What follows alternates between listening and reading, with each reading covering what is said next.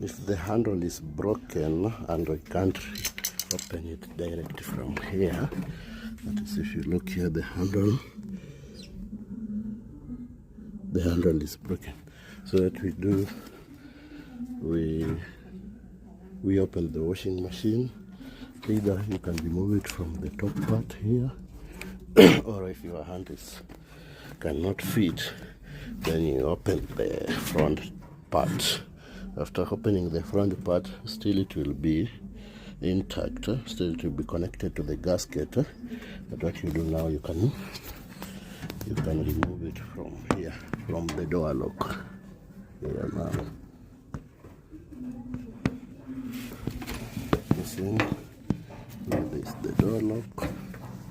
That is now where you can unscrew it from. That way.